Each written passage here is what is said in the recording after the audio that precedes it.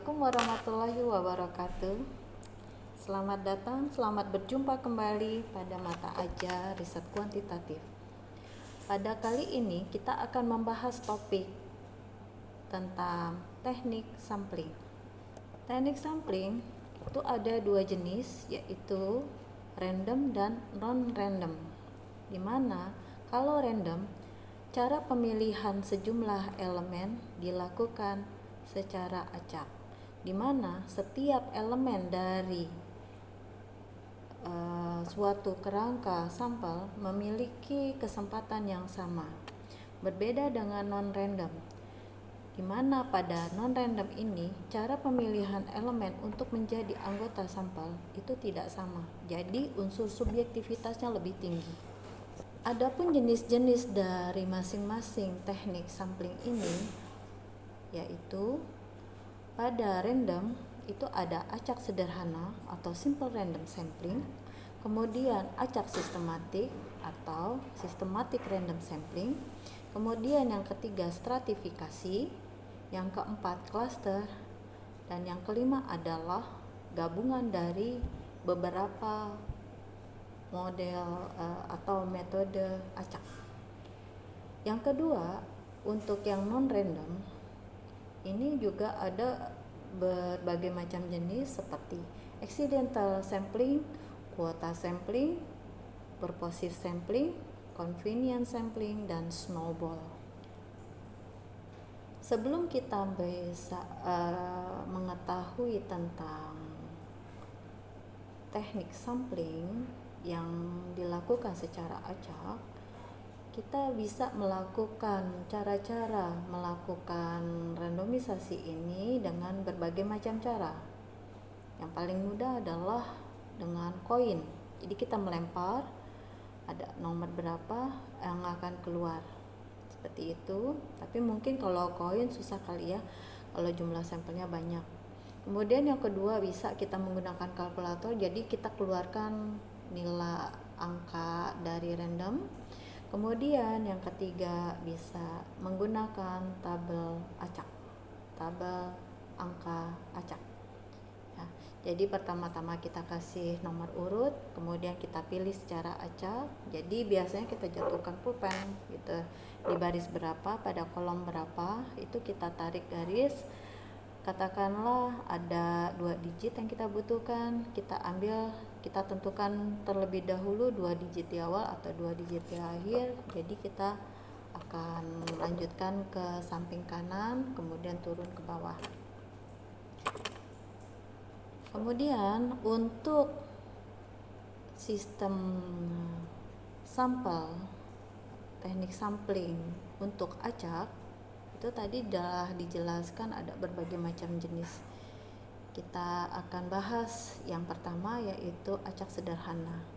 Acak sederhana ini adalah melakukan pemilihan yang dilakukan dengan cara acak, di mana daftar nama responden dilakukan pengundian untuk terpilih. Oleh sebab itu, kita harus memiliki yang dinamakan dengan kerangka sampling. Yang kedua adalah systematic random sampling. Systematic random sampling ini bisa kita gunakan apabila kita tidak memiliki yang dinamakan dengan kerangka sampel. Katakanlah seperti contoh, kalau kita mengambil penelitian di rumah sakit pada poli rawat jalan, kita tidak bisa mengetahui dengan pasti siapa sajakah yang akan berkunjung di poli tersebut pada hari itu. Alternatif yang bisa kita gunakan adalah menggunakan systematic random sampling. Jadi caranya mudah. Kita tentukan terlebih dahulu ada berapa total jumlah sampel yang kita butuhkan. Kemudian berapa perkiraan jumlah orang yang datang per hari ya. Jadi kita buat interval terlebih dahulu. Katakanlah kita perkirakan ada 20 orang yang akan datang pada poli rawat jalan tersebut, di mana kita memerlukan sampel sebesar 4 orang. Nah, berarti kita bagi terlebih dahulu jumlah ya perkiraan besar dibagi jumlah sampel yang kita butuhkan. Jadi 20 dibagi 4 itu adalah intervalnya ya. Jadi 20 dibagi 4 itu kan sama dengan 5. Kemudian angka 1 sampai 5 ini kita undi. Katakanlah keluar angka 4. Nah, kelipatan 4 lah yang menjadi sampel pada hari itu. Berarti 4, 8, 4, 9, 14, dan 19. Demikian. Kemudian stratified random sampling. Stratified random sampling ini adalah teknik sampel di mana populasi terbagi menjadi kelompok-kelompok yang relatif homogen. Jadi kita sebut dengan stratum. Kita harus bisa menjamin keterwakilan dari masing-masing stratum. Stratified random sampling ini digunakan apabila masing-masing stratum itu jumlahnya berbeda. Jadi kita ambil secara proporsional. Jadi tidak bisa kita ambil rata kecuali dari masing-masing stratum tersebut adalah jumlahnya sama begitu. Nah, dalam stratum itu cirinya adalah homogen, sedangkan di luar stratum cirinya adalah heterogen. Artinya apa? Katakanlah stratum di tingkat pendidikan SMP di mana jumlah kelas antara kelas 1, kelas 2, kelas 3 itu berbeda. Nah, pada level tingkat di pendidikan SMP ini ya, misalnya di SMPA pada level tingkat 1, tingkat 2 dan tingkat 3-nya itu dinamakan sebagai stratum. Nah, ciri yang ada di dalam stratum ini adalah homogen, sama. Sedangkan ciri antar stratum dia berbeda. Kemudian yang terakhir adalah cluster random sampling. Nah, biasanya cluster ini diterapkan pada suatu wilayah tertentu di mana pengelompokan di dalam suatu populasi ini tersebar secara heterogen.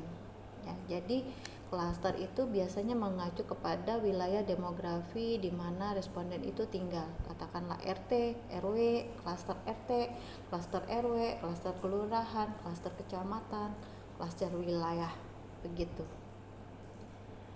Yang membedakan antara klaster dengan stratified random sampling ya stratum, pada satu klaster ciri yang ada di dalamnya adalah heterogen. Namun antar klaster adalah homogen. Artinya, katakanlah klasternya RT, antar RT itu cirinya sama, tetapi ciri yang ada di dalam masing-masing RT itu berbeda. Jadi heterogen. Nah, bagaimana dengan yang multistate? Multistate ini biasanya gabungan antara beberapa model random sampling. Sekarang kita akan membahas tentang non-random sampling.